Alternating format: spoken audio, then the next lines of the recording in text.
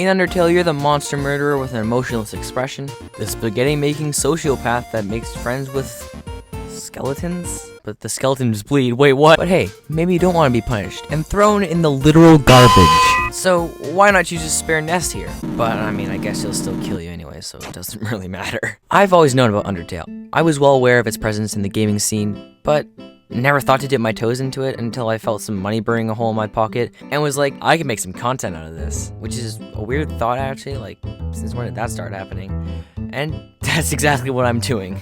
Now obviously, the internet doesn't care about spoilers, your opinion, or your feelings. So unfortunately, I didn't go into this game blind. Again, Undertale is a game full of twists and turns that are better left for the player's discovery.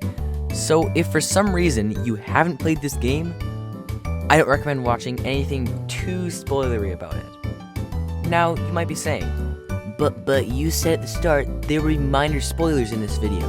And yes, I did. Undertale is a game about choice. It plays off the trope of early RPGs where mercilessly slaughtering monsters and enemies held no consequence. Did that one monster you ran into make you a little annoyed, and you decide to attack it?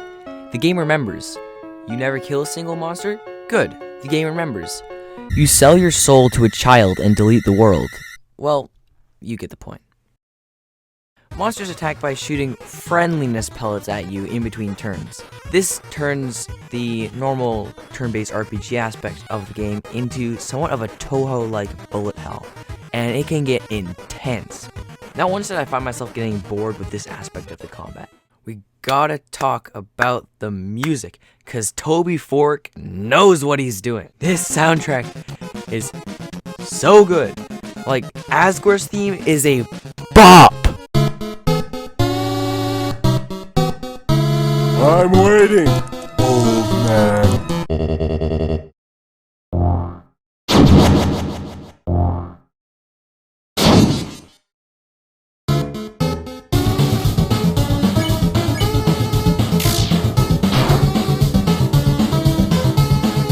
And now we come to the part of the show where I complain about funny skeleton man hurting my feelings. So I first started the game and decided to do a pacifist run where basically I didn't kill any monster and you get the quote-unquote true ending. And then I did it and I was like, yeah, but I didn't get to hear funny skeleton man's song. So I decided to commit mass genocide and kill everyone just so I could hear that song and go, comedy.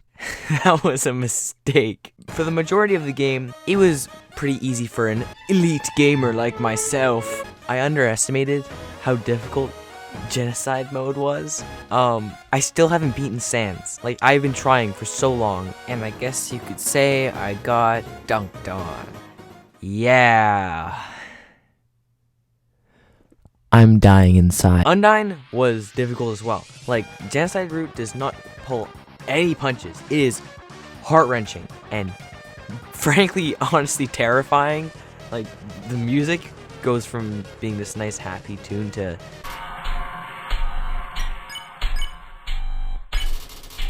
yeah.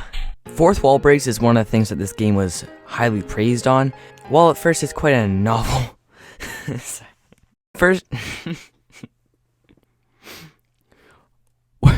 While at first it's a novel concept, the game does get quite... Get it? I can save now just like you. Yep, that's the...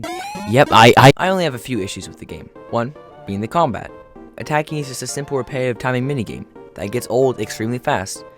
And acting is always the same for certain monsters. So, as long as you do the same thing in a certain order, you'll always win, which can make fighting monsters you've already spared significantly more boring and tedious. Two is the art style. Don't get me wrong, certain parts of the game can look amazing, but the overall just doesn't add up to the rest of what's seen. One of the things this game does better than any other I've played is feeling. This game truly makes you feel special. It's really hard to describe. If you're doing a pacifist route, you just get this ongoing sense of warmth, like you're impacting the monsters around you even though they're not real. If you're doing a genocide playthrough, the game, it makes you feel like the monster that you are. You can be the protagonist, but you're not the hero. Toby Fork is an amazing storyteller in this regard.